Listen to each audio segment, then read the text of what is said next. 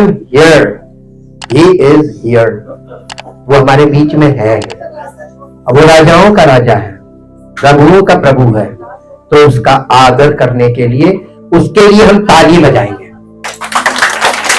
Welcome Jesus Christ, उसका स्वागत करेंगे और उसके स्वागत के साथ हम वचन में चलेंगे। हालेलुया। यीशु मसीह के जन्म का जो सीन आप देखते हैं यहां पे लगा हुआ है, इसका हाइलाइटर पॉइंट क्या है? फरिश्ते, मदर मेरी, ये जोसेफ, गड़रिये, वहां के पशु, हट, star, Santa Claus. Highlighter point क्या है ना? हाँ, चरनी है बालक। और दुनिया ने मालूम है इस हाइलाइटर पॉइंट को मिस कर दिया। आज पेपर आया अमर उजाला, उसमें इतना साफ साफ लिखा था, स्पीकिंग ट्री आता है वहां पे, देखिएगा, पढ़िएगा जाके, लिखा है यीशु मसीह मनुष्य और ईश्वर के बीच बहती नदी है। और अगर आप रिलीजन में है तो आप कभी उत्तर नहीं पहुंच सकेंगे। लेकिन पेपर कह रहा है, हमारा पेपर कह रहा है, न्यूज कह रही है। अगर आप रिलीजन से उस तक पहुंचना चाहेंगे कभी नहीं पहुंचेंगे। लेकिन अगर आप यीशु मसीह को डायरेक्ट कांटेक्ट में जाएंगे तभी आप उस तक पहुंच सकते, थ्रू हिज ट्रू सर्वेंट, उसके सच्चे सेवक के द्वारा, जो उसके द्वारा नियुक्त किया है। क्योंकि पवित्र आत्मा के बिना कोई मसीह तक नहीं पहुंच सकता है। मेन पॉइंट ये है, ऑलवेज रिमेंबर। और हर व्यक्ति में पवित्र आत्मा नहीं है और आप कभी डिसर्न नहीं कर पाएंगे। हालेलुया। ये जो इसका हाइलाइटर पॉइंट है, आज हम इसी हाइलाइटर पॉइंट को, आज को मालूम है कल का मैसेज पार्ट 1 था, आज का पार्ट 2 है। और पार्ट 2 के बिना आपका पार्ट 1 बेकार, आपको कभी नहीं समझ आया। आपने यमुना का 6 अध्याय पढ़ लीजिए, जीवन की रोटी मैं हूं, रिपीटेडली बोल रहा। लेकिन उस जमाने के जो आलिम फाजिल लोग थे, जो विद्वान लोग थे, जिनके पास पुस्तकें थी, जिनके पास भविष्यवक्ताओं की किताबें थी, जिनके पास पुराना नियम था, तौरात, ज़बूर सब था, उन्हें नहीं पता चला। मालूम क्यों? रीजन व्हाई, क्यों नहीं वो पहचान पाए उसको? रीजन किसी को नहीं मालूम है, क्योंकि आपको परमेश्वर का वचन नहीं मालूम है। इसलिए क्योंकि झूठे भविष्यवक्ताओं ने उस युग के लोगों को रिलीजियस स्पिरिट से भर दिया था, वो सब रिलीजियस हो गए थे। और प्रभु यीशु मसीह रिलीजन के लिए नहीं आया था, वो तो दुनिया के, जहां के सब लोगों के लिए आया था। ये जो जनरल मैसेज था टू द जनरल पीपल, ये मैसेज आइसोलेट हो गया। और ये मैसेज जाएगा कैसे?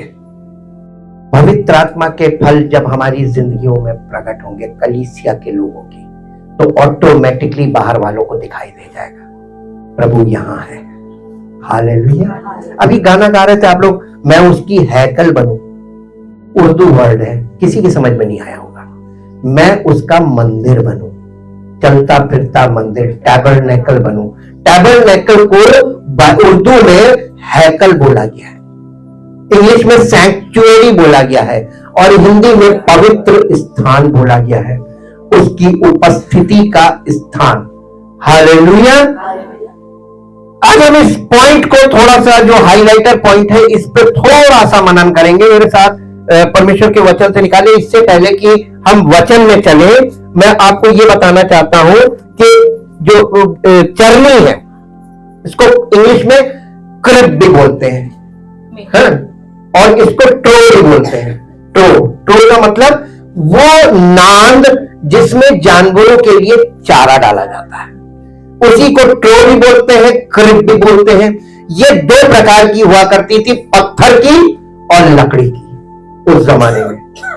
और अगर मान लीजिए पत्थर की है तो भी बिब्लिकल पॉइंट ऑफ व्यू पे खरी उतरती है, और अगर लकड़ी की है तो भी खरी उतरती है, क्योंकि यीशु मसीह का जन्म राजमहल में नहीं हुआ था।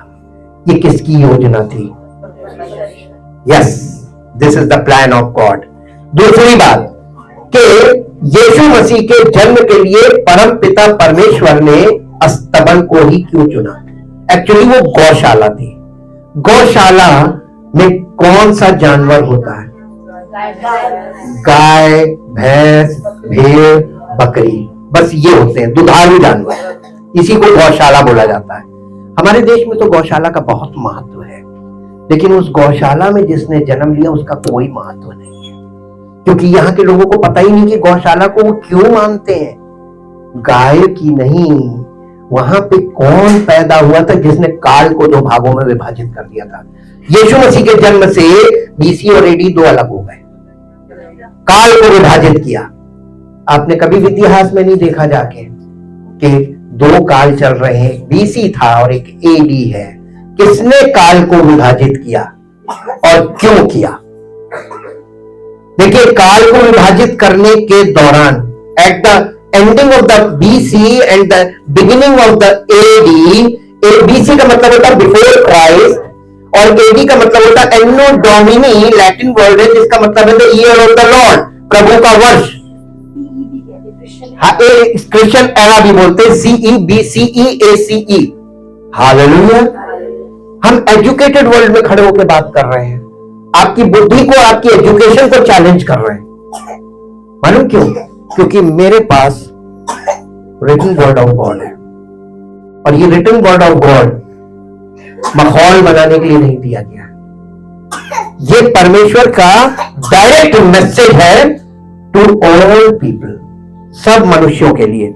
और इसमें हम ये देखते हैं, मेरे साथ एक पद निकालिए, इसका जो क्रो है या क्रिब है या चरनी हिंदी में जिसको बोलते हैं, ये मेंजर इंग्लिश में बोलते हैं। मेंजर is the easy English and मेंजर is the Latin word, और इसका मतलब होता है टू च्यू और टू ईट, किसी चीज को चबाना और किसी चीज को खाना, चबा के खाना।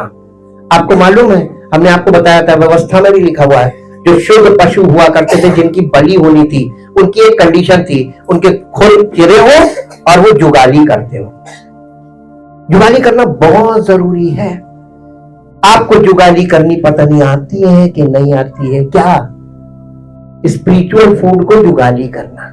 बहुत से लोगों को परमेश्वर का वचन कभी नहीं उनके जीवन में उतरेगा, उनकी नसों में कभी नहीं जाएगा, उनके ब्लड में कभी नहीं जाएगा जब तक वो जुगाली नहीं करेंगे। जुगाली मेडिटेशन नहीं, जुगाली होता है कि जो हमने वचन सुना है उसको चबाएं, उसको डाइजेस्ट करने का। बिना चबाए डाइजेस्ट होगा नहीं। डाइजेशन के लिए जब आप वचन को सुनते हैं, चाट चाट चाट चाट लगती है, बहुत तेज लगती है, लेकिन आपको मालूम क्यों लग रही है? क्योंकि आप उसको चबा नहीं रहे।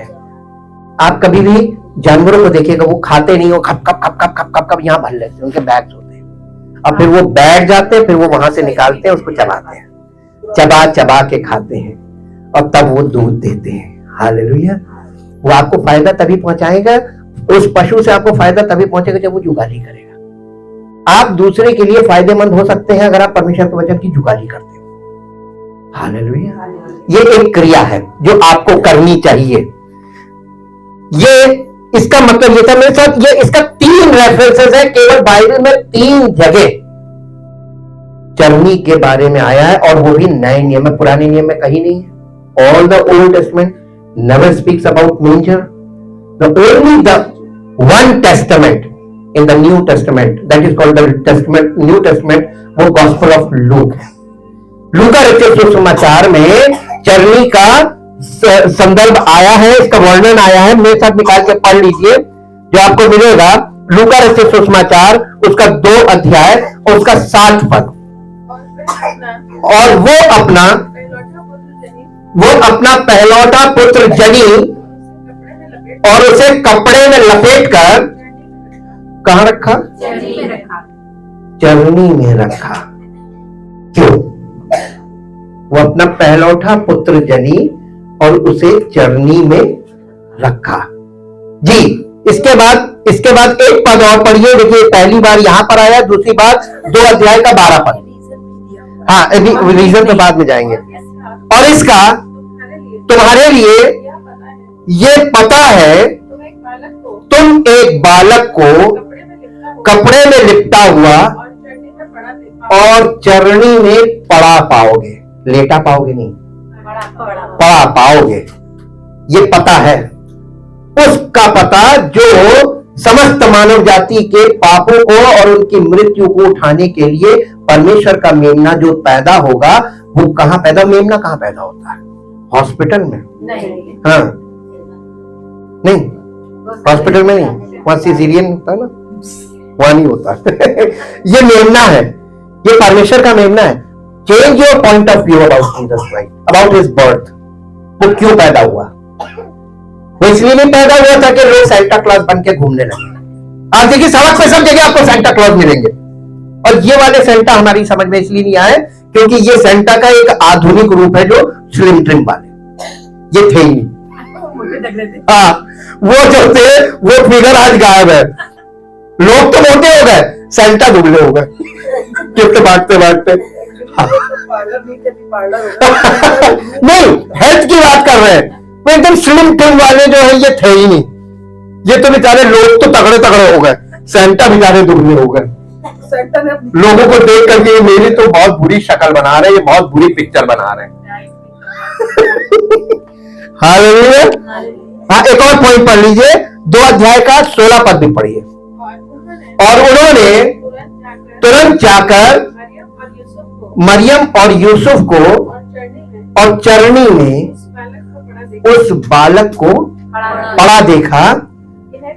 इन्हें देखकर उन्होंने वो बात जो इस बालक के विषय में उनसे कही गई थी प्रकट की। बस देखिए, इनसे कहा क्या गया था, ये कौन लोग हैं, ये किनका वर्णन है, और इनसे क्या कहा गया था, किसने कहा था, और ये क्यों तुरंत निकले थे।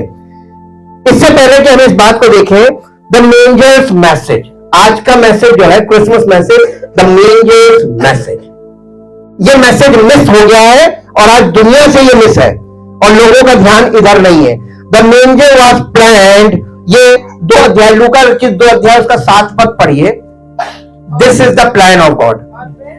और वो अपना पहलौठा पुत्र जनी और उसे कपड़े में लपेटकर चरनी में रखा, क्योंकि उनके लिए सराय में जगह नहीं थी, इसलिए मेंजर में रखा। लेकिन आप ये मत सोचिएगा कि राजाओं का राजा पैदा हुआ, उसके लिए सराय में जगह नहीं। कितना कमजोर परमेश्वर दिखाया जा रहा है। नहीं, ये भाषा की प्रॉब्लम है। इसका कारण ये नहीं कि सराय में जगह नहीं थी, ये तो परमेश्वर की योजना थी। मालूम, लोगों को उस जमाने के लोग पढ़े लिखे नहीं थे। अगर आप परमेश्वर की योजना में कहीं जगह नहीं है तो ये भी उसी की योजना नहीं, आप पढ़े लिखे हैं, उस जमाने के लोग पढ़े लिखे नहीं थे। अब परमेश्वर उनको मैसेज कैसे दे कि परमेश्वर का मेमना जो जगत के पापों को उठा लिए जाता है वो पैदा हुआ है। तो परमेश्वर उस जमाने के लोगों को कैसे बताता? पिक्चर, ये पिक्चर है, ये पिक्चर मैसेज है। अब पिक्चर मैसेज में आप आएंगे तो इसमें कोई टेक्स्ट मैसेज नहीं है। पिक्चर ये है कि ये मेमना है जो गौशाले में पैदा हुआ है और ये परमेश्वर का मेमना है। और ये देखिए, कपड़े में लिपटे सब बच्चे होते हैं पैदा होने के बाद, लेकिन चरनी में पड़ा कोई बच्चा नहीं मिला होगा। What is the highlighter point? Yes, ये मिस हो गया। आज चरनी को लोगों ने छोटा कर दिया है, सेंटा क्लॉज बड़े हो गए और ट्री बड़ा हो गया। ये कॉमर्शियलाइजेशन ऑफ क्रिसमस है, ये क्रिसमस का कॉमर्शियलाइजेशन हुआ है और ये मार्केट में किया है पॉइंट ऑफ अट्रैक्शन के लिए। आपको ये अट्रैक्ट करेगा, मेंजर कभी अट्रैक्ट नहीं करेगा।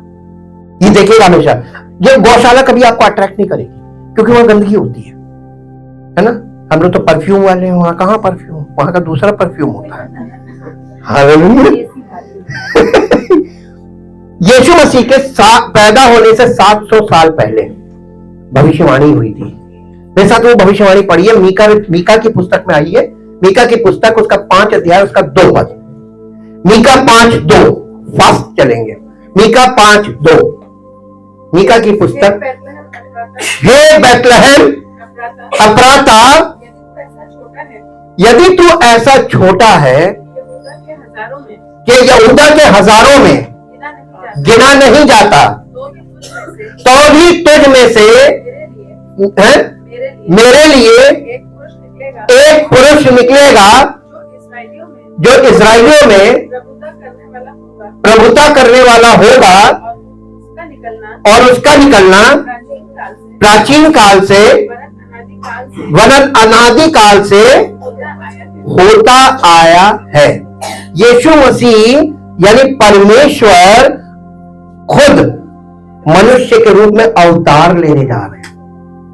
ये भविष्यवाणियां तो चल रही थी, लेकिन वो अवतार कहां लेंगे, कैसे होगा, ये किसी को नहीं मालूम था। यहां पर कंफ्यूजन रहा वर्ल्ड में, उस जमाने के वर्ल्ड में। जिस तरीके से आज के हमारे वर्ल्ड में यीशु मसीह की सेकंड कमिंग को लेकर बहुत कंफ्यूजन चल रहा है।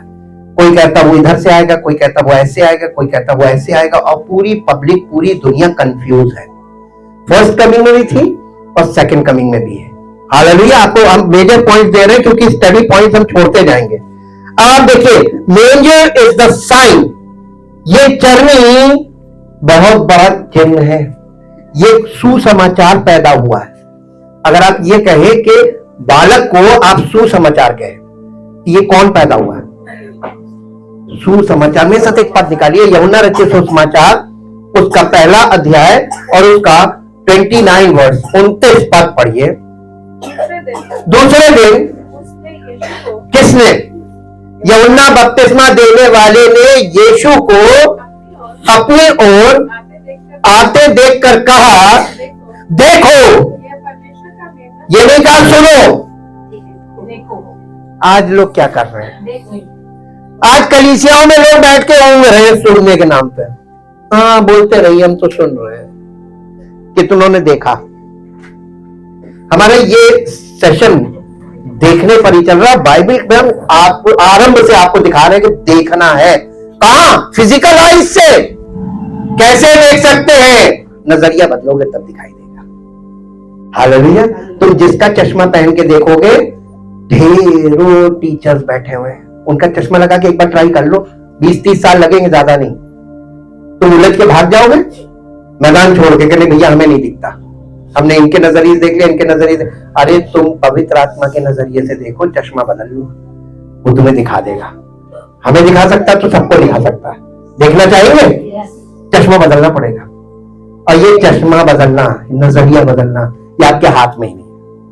आपको उस बॉडी में जुड़े रहना है जहां पर प्रभु आपको अपना चश्मा देगा। पवित्र आत्मा का चश्मा आपको मिलेगा जब आप बने रहेंगे, और इसमें आपको इन्वॉल्व होना, पार्टिसिपेट करना है। देखो, ये परमेश्वर का मेलना जो क्रिश्चियनों के लिए आया। कहां लिखा है? नया नियम जाति विशेष की और किसी रिलीजन विशेष की बात करता ही नहीं है। आज पेपर उठा के देखिए, उसमें लिखा है यीशु मसीह रिलीजन के लिए नहीं आया, ना रिलीजन लेकर आया, वो तो उद्धार लेकर आया और समस्त मानव जाति के लिए आया। हमारा पेपर कह रहा है, और हम लोग क्या सोच रहे हैं? नजरिया बदल लो, क्योंकि धीरे धीरे अंधकार छटता जाएगा तो पीछे रह जाओगे। जिनको तुम सोच रहे ये नहीं, वही आ जाएंगे। यीशु मसीह की एक भविष्यवाणी हमेशा याद रखिएगा, मैं हमेशा याद रखता हूं। यीशु मसीह ने कहा था कि जिन्हें तुम आज अंदर देख रहे हो, कहां? कलीसिया में, ये सब वहां होंगे जहां रोना और दांतों का पीसना। समझदार के लिए इशारा काफी। कहां? नहीं, जहां रोना और दांतों का पीसना। कहां? समझदार के लिए इशारा काफी। यीशु मसीह ने बंद बोली बोली, और जितने तुम्हें बाहर दिखाई दे रहे हैं, कहां? संसार में, ये सब अब्राहम की संतान है, ये अंदर होंगे। हालेलुया। इशारा दे दिया था उसने। और अभी भी लोग गफलत में हैं। गफलत में मत रहिए। आपके पास, आप कलीसिया से जुड़ जाइए और दिल से जुड़िए, और कलीसिया को किसी का घर मत समझिए। कलीसिया को प्रभु की उपस्थिति है वहां पर। आप कलीसिया में अपना स्थान बनाइए। ये मेरा पार्ट है, ये मेरी जिम्मेदारी है, ये मेरा प्रभु है, मेरे को प्रभु ने यहाँ पे जोड़ा, ये उसका बदन है और मैं उसका एक हिस्सा हूं। नजरिया बनाइए। देखिए आपको आने वाला साल आपके लिए कैसे नया हो जाएगा। ये लूका रचित सुसमाचार 2 अध्याय का 11 और 12 पद पढ़ेंगे।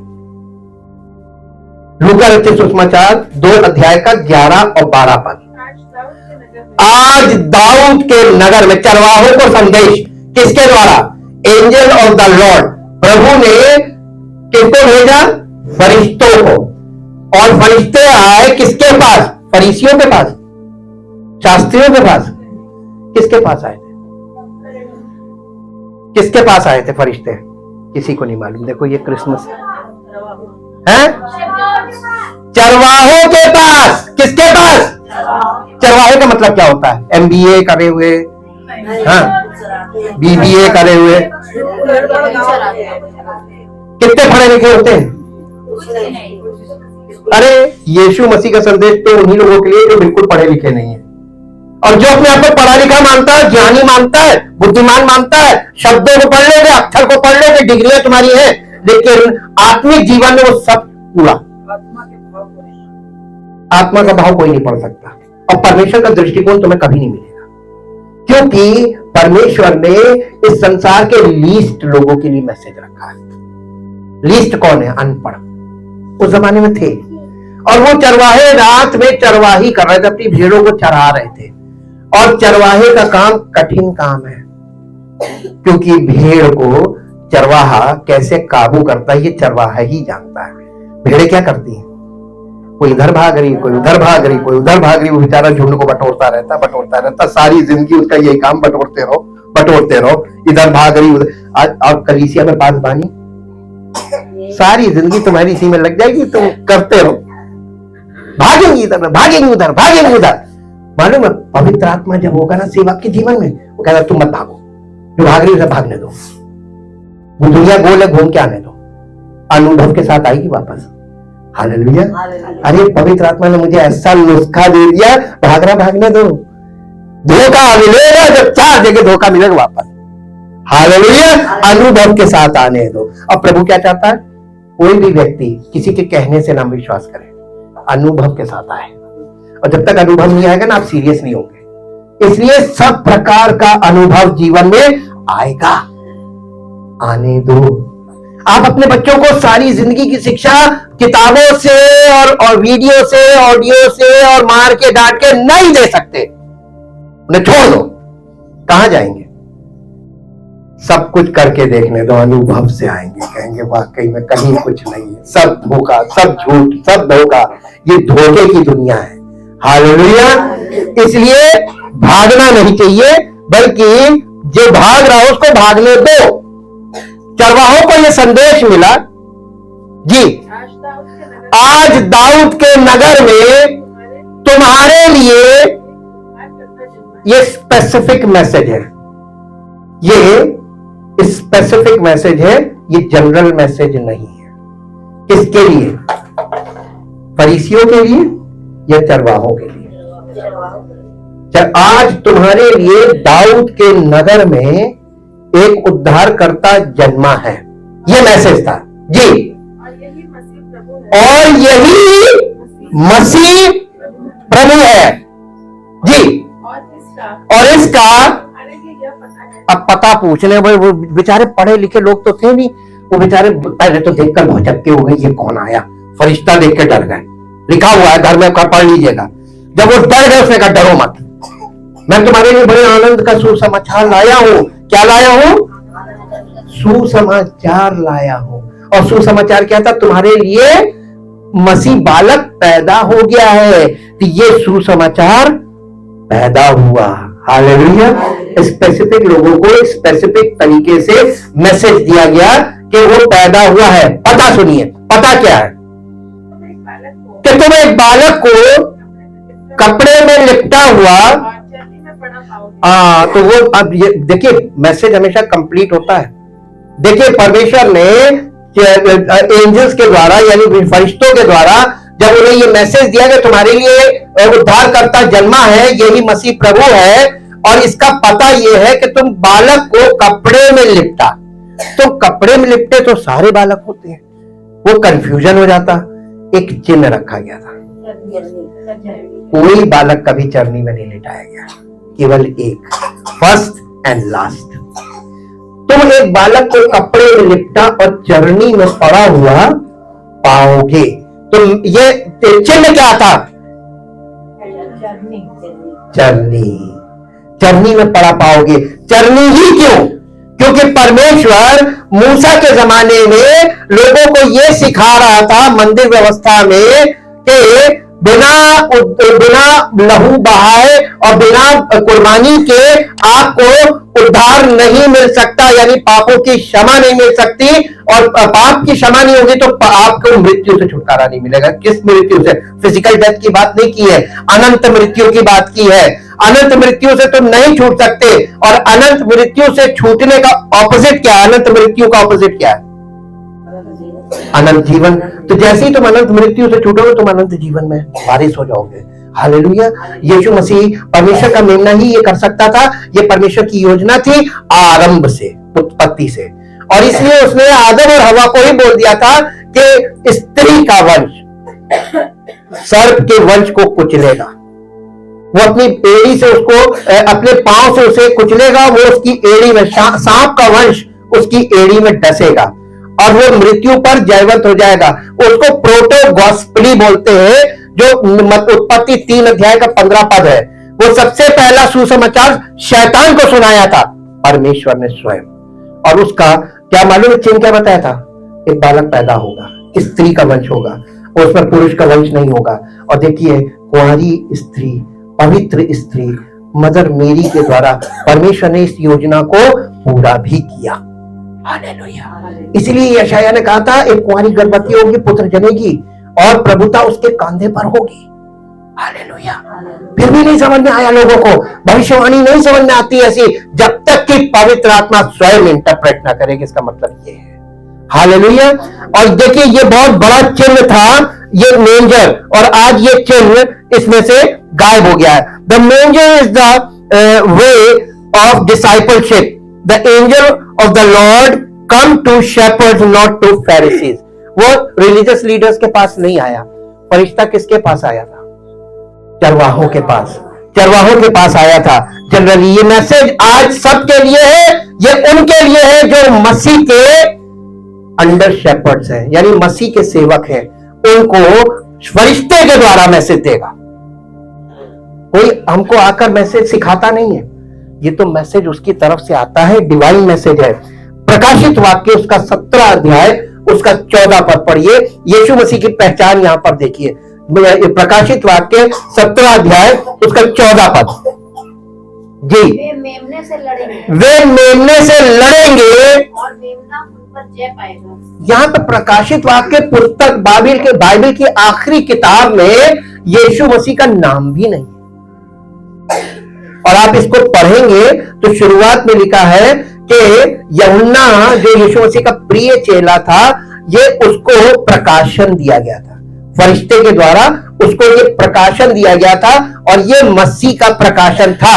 और ये मसीह के प्रकाशन में यहाँ पर क्या बताया जा रहा है? अब पढ़िए फिर से। वे मेमने से लड़ेंगे, वे मेमने से लड़ेंगे और मेमना उन पर जय पाएगा। अरे बाप रे, दुनिया के सारे बादशाह, सारी बादशाहत ये एंडिंग टाइम में, सेकंड कमिंग पे सब उससे लड़ेंगे। जीतेगा कौन?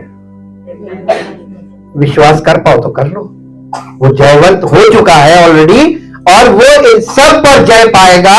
मेमने से लड़ेंगे और मेमना उन पर जय पाएगा, क्योंकि वो क्यों जीतेगा? क्योंकि जब वो पैदा हुआ तो फरिश्तों ने यही बताया था, वो राजाओं का राजा और प्रभुओं का प्रभु है, क्योंकि वो राजाओं का राजा और प्रभुओं का प्रभु है, इसलिए जयवंत होगा। कोई उसके सामने टिक नहीं पाएगा। 21 अध्याय प्रकाशित वाक्य 21 अध्याय का 27 पद पढ़िए। प्रकाशित वाक्य 21 अध्याय 27 पद। परंतु उसमें कोई अपवित्र वस्तु या घृणित काम करने वाला या झूठ का बोलने वाला नहीं। झूठ कैसे गढ़ा कैसे जाता? अब ये बताइए। इमेजिनेशन इज द वे कि आपका इमेजिनेशन सच को झूठ में कन्वर्ट कर देगा। इसी को कहते हैं इल्यूजन और डिल्यूजन। आज पूरी दुनिया कायम फंसी है। सबका अपना अपना दृष्टिकोण, हजार करोड़ दृष्टिकोण में आपको कभी नहीं पता चलेगा कि ट्रू क्या है, ट्रुथ क्या है। वो कह रहा है, यहां पे बता रहा है कि परमेश्वर के राज्य में कौन कौन प्रवेश नहीं करेगा। हर एक घृणित काम करने वाला, झूठ का गढ़ने वाला किसी रीति से प्रवेश नहीं कर पाएगा। पर केवल वे लोग जिनके नाम किसके जीवन की पुस्तक, मेमना कौन है? जिसका आज लोग जन्म मना रहे हैं, जिसकी याद में, और आज वो कहां है? पिता के दाहिने बैठा, शासन में, ऑफिस में है, और वो टॉप ऑफिस में है। अब परमेश्वर ने सारा अधिकार उसके हाथ में दे दिया। दुनिया किसके द्वारा चल रही है? लोग कहते हैं ईश्वर चला रहा है। वो ईश्वर कौन है जो दुनिया चला रहा है? और लोग उसी के साथ पंगा लिए पड़े, और इसीलिए वो बार बार कह रहा था कि न्याय करने का सारा अधिकार पिता ने पुत्र को दे दिया है। लोग विश्वास नहीं कर रहे थे। लोग तो तब विश्वास करेंगे, अभी प्रकाशित वाक्य में मैंने वो वाले हिस्से नहीं पढ़वाए हैं, एंडिंग टाइम में, जहां ये लिखा हुआ है कि लोग कहेंगे, पहाड़ों से कहेंगे हम पर गिर पड़े, वो आ रहा है। लोगों के जमाने मुंह में गल जाएंगी और ऐसे ऐसे भागते फिरेंगे, और तब जिन्होंने उसे भेजा था वो छाती पीटेंगे और कहेंगे ये मैंने क्या किया। हालेलुया। यीशु मसीह ने क्यों कहा था क्रूस पर से, हे पिता ने क्षमा कर, क्योंकि ये नहीं जानते कि क्या कर रहे हैं। अज्यूम मत कीजिएगा कभी, इसकी कल्पना मत कीजिएगा, क्योंकि आप फिजिकल माइंड से करेंगे और गलत मैसेज आएगा। आप ये सोचते हैं कि यीशु मसीह तो क्षमा कर रहा था, किसको? उनको जो उसे मार रहे थे। क्यों कर रहा था? किसी को नहीं मालूम। नहीं, यीशु मसीह मालूम क्यों कर रहा था माफ? क्योंकि वो सिद्ध बलिदान चढ़ा रहे थे, काम सही कर रहे थे, परमेश्वर की योजना को पूरा कर रहे थे। बस गलत क्या था मालूम है? गलत नियत से चढ़ा रहे थे। वो उसे दुश्मन समझ के, गलत समझ के, अरे पापी है, अपने आप को ईश्वर कहता है, ये समझ के मार रहे थे। नजरिया गलत था, कर सही रहे थे, नजरिया गलत था। आपको मालूम है नजरिए की पावर क्या है? आपको उनको क्षमा किया था क्योंकि उनका नजरिया गलत था, काम सही था। हालेलुया। जब आप परमेश्वर की सेवा में खड़े होते हैं ना, तो आपका नजरिया सही होना चाहिए। गलतियां तो माफ करता है, गलतियां होती है इंसान से, माफी है, लेकिन नजरिया अगर गलत हो गया माफ नहीं करेगा। नजरिया गलत हो गया माफ नहीं करेगा। और यीशु मसीह इस संसार के सब प्राणियों को आवश्यकता है, क्योंकि आने वाला समय आपके लिए बहुत कठिन होने वाला है, बहुत कठिन होने वाला है। लेकिन जो प्रभु में है वो आनंदित और मगन होंगे, कहेंगे अरे हम तो धन्यवाद करते अपने प्रभु का जो हमें इस परिस्थिति में जयवंत और फलवंत कर रहा है। हालेलुया। आप चाहते हैं कि आने वाला साल आपके लिए जयवंत होने का और फलवंत होने का साल हो जाए? कितने लोग चाहते हैं? कलीसिया में दुनिया के सब काम कीजिए, 6 दिन उसने दिए हैं, लेकिन 7 दिन दिए, बल्कि अब 7 दिन दिए, मंडे टू सैटरडे 7 दिन आपको दे दिए कि जाओ काम करो। क्या एक दिन के कुछ घंटे आप उसको समर्पित नहीं कर सकते? कठिन लगता है, लेकिन अभी आपको कठिन नहीं लग रहा है। लेकिन हर मौसम में उपस्थित होना, हर परिस्थिति में उपस्थित होना। मौसम तो एक बार आप चलिए किसी तरीके से, आजकल शहरों में है, आप बंद गाड़ी में आ जाएंगे, ऑटो में आ जाएंगे, लेकिन हर परिस्थिति में प्रभु की उपस्थिति में उपस्थित होना ये आपके लिए कठिन रहेगा, क्योंकि आपको सब चीजों को मैनेज करके, एडजस्ट करके प्रभु की उपस्थिति में टाइम पर उपस्थित होना ये एक स्ट्रगल वर्क है, ये पर्सनल स्ट्रगल है, ये जनरल नहीं है, सबका अलग अलग। आपकी सलीब है ये, और इस सलीब को क्या उठाने को आप तैयार हैं? हैं? अगर आपका नजरिया सही रहेगा तभी आप उठा पाएंगे, और अगर नजरिया जरा सा गलत हो गया आपके लिए बोझ हो जाएगा, अरे यार जाना पड़ेगा, अरे यार जाना। आपको सच बताए कि प्रभु यीशु मसीह या पिता परमेश्वर कभी किसी से कुर्बानी की आशा नहीं करते। आजकल लोग कुर्बानी दिखाते। कुर्बानी क्या? आप अपने लिए अपने मनपसंद चीज खरीदने के पैसे को सोचते हैं कि अगर इस पैसे से मैं अपनी ये वाली अभिलाषा पूरी कर सकता हूं, लेकिन अगर मैं ये पैसा गरीबों के लिए खर्च कर दूं तो प्रभु मुझे आशीष देगा। यह आपका सोचना सही है कि गलत है? गलत है। आप कुर्बानी क्यों कर रहे हो? वो कुर्बान हो गया है। अब आपको क्या करना मालूम है? उस कुर्बानी के लिए आप अपनी किस खुशी को किनारे करके उसके सामने जा सकते हो। प्रभु, मैं आपने मेरे लिए इतनी बड़ी कुर्बानी दी है, मैं कुछ नहीं कर सकता, मैं अपनी खुशियों को किनारे छोड़ दूंगा, मैं अपनी चॉइसेस छोड़ दूंगा, मैं अपना सब कुछ छोड़ दूंगा आपकी इस कुर्बानी के लिए जो आपने मेरे लिए दी है। कर सकते हैं? 24 में करके दिखाइए और फिर रिजल्ट देखिएगा। आप क्या करेंगे जो उसने किया है? जब आप इतना उसके लिए, उसकी कुर्बानी के लिए आप अपनी सब चीजों को छोड़ेंगे तो वो आपको इतना भर देगा बिन मांगे। आपको प्रार्थना किसके लिए करनी है? वो बेचारा जो प्रभु को नहीं जानता। प्रभु इस पर दया कर दे, इस परिवार पर दया कर दे, इस व्यक्ति पर दया कर दीजिए। प्रभु, ये अभी आपको बिल्कुल नहीं जानता है, मैं कोशिश करूंगा कि इसको आपके नजदीक लाऊं। आप किसी व्यक्ति में, किसी परिवार में साल भर उसके जीवन में सुसमाचार का बीज बोना शुरू कीजिए, थोड़ा थोड़ा, छोटा छोटा। प्रभु दया कीजिए, प्रभु दया कीजिए इस पत्नी पर, इस पति पर, इन बच्चों पर, इस परिवार पर। प्रभु आपकी दया हो, बिन बताए उस परिवार को कुछ मत बताइए। व्यक्तिगत तौर पर अपनी प्रार्थना में केवल उस परिवार को रखिए। प्रभु, मैं आपसे अपने लिए कुछ नहीं मांगूंगा, मैं इस परिवार के लिए मांग रहा हूं। प्रभु मुझ पर दया कर, इस परिवार पर अनुग्रह हो, ये परिवार उद्धार पाए और इसके जीवन के सवाल समस्त कर। देखिए हम लोग करते क्या है, हम लोगों की समस्याओं में समाधान करने लगते हैं अपनी तरफ से। किसी को पैसा दे रहे हैं, किसी को नौकरी दिलवा रहे हैं, या आप क्या कर रहे हैं? आप सुसमाचार को बोल रहे हैं। तुम अच्छा उद्धारकर्ता बनोगे, यीशु मसीह यही कहेगा। अच्छा तुम ही कर लो।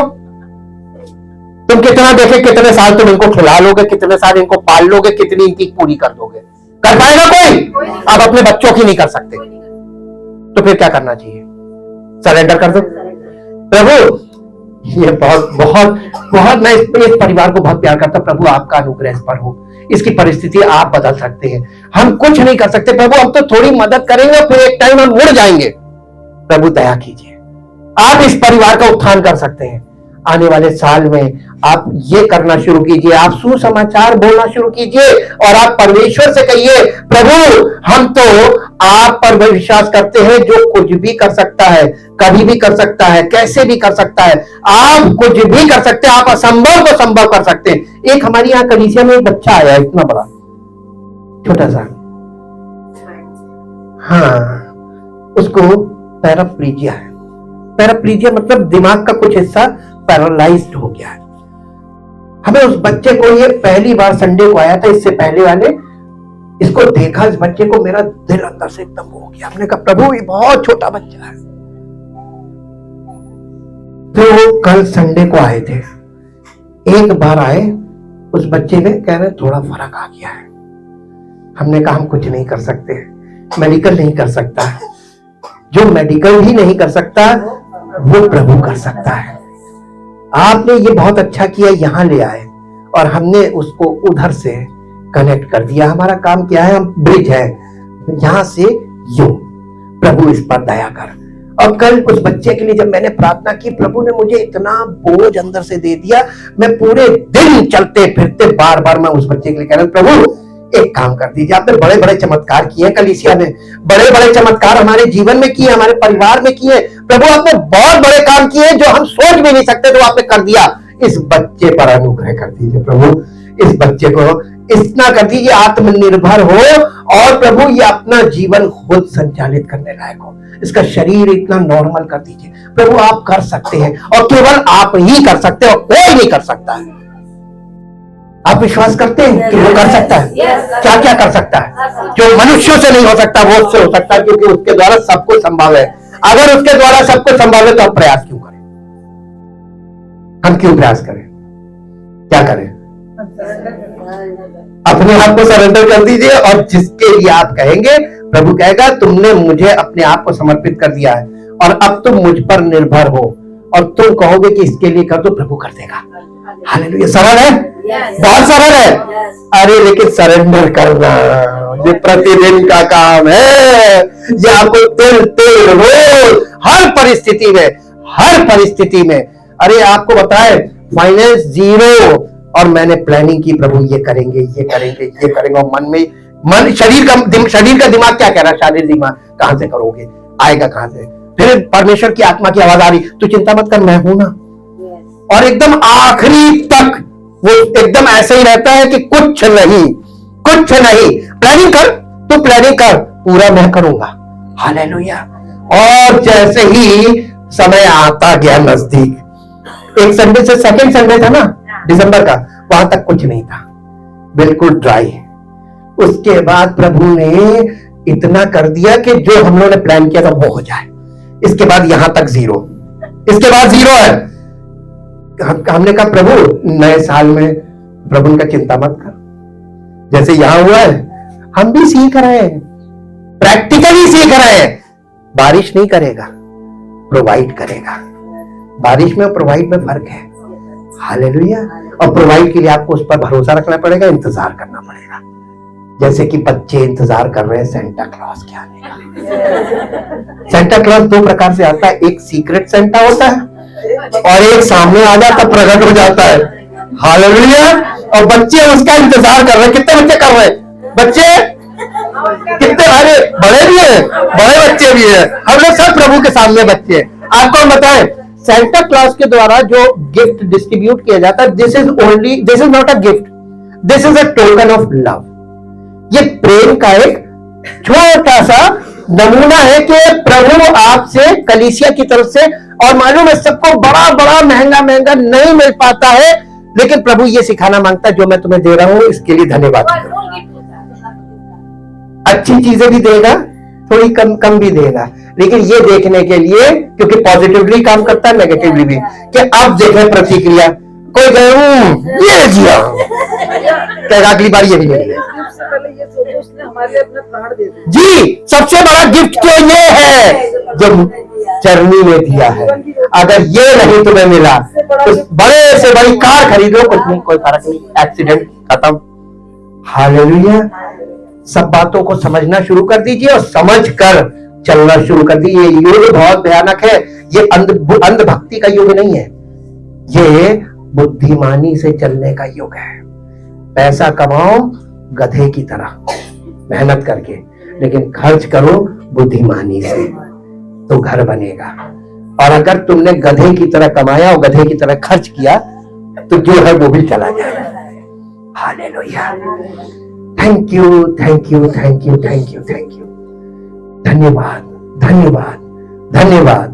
धन्यवाद जो लोग आज के मैसेज को समझ गए, उस हाइलाइटर पॉइंट को। ये जो चरनी है ना, ये जानवरों के खाने की नांद है, और वो जानवर कौन है? हम लोग। Thank you Lord. और हम लोगों को क्या खाना है? यीशु मसीह ने कहा यूहन्ना रचित सुसमाचार 6 अध्याय में, जो मेरा मांस खाता और मेरा लहू पीता है, अनंत जीवन उसी को मिलेगा। इसका अर्थ यह है कि जो कोई मेरे वचन में, देखिए वचन दूध भी है, यानी बेसिक वचन का, यीशु मसीह के बारे में बेसिक शिक्षा, ये वचन का दूध है। उसके बाद इसका दूसरा लेवल है रोटी। यीशु मसीह का जीवन की रोटी वो है, और ये वो रोटी है जो स्वर्ग से उतरती है ताकि मनुष्य इसमें से खाए और ना मरे, यानी अमर होने के लिए, अनंत जीवन के लिए रोटी है। ये हमारे प्राणों का भोजन है, हमारी आत्मा का भोजन है। और इसके बाद तीसरा पॉइंट है ये मांस कहते हैं स्ट्रॉन्ग फूड को। इस फूड के लिए आपको, यीशु मसीह ने अपने चेलों से क्या कहता, मुझे तुमसे बहुत सी बातें कहनी जिन्हें तुम अभी सह नहीं सकते, सुन नहीं सकते, नहीं सह नहीं सकते। इसका मतलब असहनीय वचन ये है मांस। यीशु मसीह ने कहा जो कोई मेरा मांस खाता है, इसका अर्थ क्या हुआ? जो कोई मेरी हार्ड बातों को सुनकर बचा लेता है। क्या आप सह पाएंगे? क्योंकि 24 में बहुत हार्ड बातें होने वाली हैं। हालेलुया। रोटी में तो लोग, अन्न में तो चिल्लाने लगते हैं क्योंकि आदत नहीं है। पहला कोरिन्थियों 3 अध्याय में देखिए, पौलुस कह रहा अपनी कलीसिया से, मैंने तुम्हें दूध पिलाया, अन्न ना खिलाया, क्योंकि तुम उसे खा नहीं सकते थे और अब भी नहीं खा सकते हो। कलीसिया से कह रहा, पहले कुरिन्थियों की कलीसिया से। और उस कलीसिया का रिजल्ट मालूम क्या है? वो कलीसिया तितिर बितिर हो गई थी। कारण, क्योंकि उस कलीसिया में आत्मिक बातें झेलते नहीं थे, लोग भाग जाते थे और आखिर में वो कलीसिया खत्म हो गई। हालेलुया। आपको प्रकाशित वाक्य में नहीं मिलेगी, इफिसियों की कलीसिया मिलेगी, लेकिन वो नहीं मिलेगी। इफिसियों की कलीसिया में अच्छी बात यह थी कि वो लोग वचन पर आधारित रहते थे, आत्मिक बातों को सहते थे, लेकिन वो भी मालूम है रोटी तक रहे, मांस नहीं झेल पाए। मांस का मतलब है वो असहनीय बातें, वो कड़वा सच जिसे आपको मसीह देता है ताकि आप उसे पचा लो, ताकि आपके जीवन से मसीह प्रकट हो जाए। ये आपका कंप्लीट है, कंप्लीट होता है मांस पे। Thank you, thank you. वो मैच्योर लोगों के लिए होता है। इसका मतलब वो व्यक्ति जो मांस को खा लेता वो मैच्योर है। स्पिरिचुअली मैच्योर का मतलब स्ट्रॉन्ग फूड खाने वाला। Thank you, thank you. क्या आप खाना चाहेंगे 24 में? ध्यान रखिएगा, बोल तो रहे हैं, फिर अगले साल पूछेंगे। हालेलुया। जितनी बातें आपने आज एक्सेप्ट की है कि हम ऐसा करेंगे, हम ऐसा चाहते हैं, वो लोग जो चाहते हैं वो अपने स्थानों पे खड़े हो। Thank you, thank you, thank you, thank you, thank you, thank you. धन्यवाद, धन्यवाद, धन्यवाद, धन्यवाद, धन्यवाद, धन्यवाद, धन्यवाद। सर्वशक्तिमान पिता परमेश्वर, प्रभु यीशु मसीह के पिता, हम आपका धन्यवाद करते हैं। आपके द्वारा हमें जो सबसे बड़ा गिफ्ट दिया गया है, कोई एकलौता पुत्र जो आपके पास था और जो जगत का उद्धार करता है। उसके बिना तो प्रभु जगत में उद्धार हो ही नहीं सकता। हम धन्यवाद करते हैं उस महान कार्य के लिए कि आपने पुत्र को भेजा और पुत्र ने आपकी इच्छा को इस संसार में होकर रहकर पूरा किया और आपके दिए प्रोजेक्ट को कंप्लीट करके आपकी दाहिनी ओर विराजमान है। और आपने उसे वो नाम दिया जो सब नामों में श्रेष्ठ है, और वो राजाओं का राजा और प्रभुओं का प्रभु बन गया। हम आपका धन्यवाद करते हैं। वो 100% मैन भी है और 100% गॉड भी। हाँ प्रभु, वो परमेश्वर आपका अक्ष भी था, आपका तत्व भी था और आपका पूरा पूरा स्वरूप, और उसने मानव रूप में अवतार लेकर आपको इस संसार में प्रकट किया। और उस प्रेम को जो आपने समस्त मानव जाति से शुरू से किया, आरंभ से, उस प्रेम को प्रकट किया क्रूसिफिक्शन के द्वारा, कि पिता ने संसार से ऐसा प्रेम किया कि अपना इकलौता पुत्र दे दिया, ताकि जो कोई उस पर विश्वास करे वो नाश ना हो परंतु अनंत जीवन पाए। आपको अनंत जीवन मिले, इसीलिए तो यीशु मसीह आया। और यीशु मसीह चरनी में पैदा हुआ। चरनी अगर लकड़ी की है तो क्रूस भी लकड़ी की है। वेदी पर गया और वेदी पर जाकर उसने अपना प्राण दोष बलि किया, ताकि जो कोई इस बलिदान पर विश्वास करे और अपना जीवन उसको समर्पित करे, उसका जीवन मसीह की महिमा का कारण बन जाए। आज हम प्रार्थना करते पिता परमेश्वर आपसे इन सब लोगों के लिए जो यहाँ उपस्थित हैं और इनसे जुड़े हुए लोगों के लिए जो यहाँ पर उपस्थित नहीं है लेकिन इनसे जुड़े हुए हैं। प्रभु आपका अनुग्रह 2024 में ऐसा हो कि केवल इनको नहीं, इनसे जुड़े लोगों को भी उद्धार मिले और आपका नाम हर एक जीवन में महिमा पाए।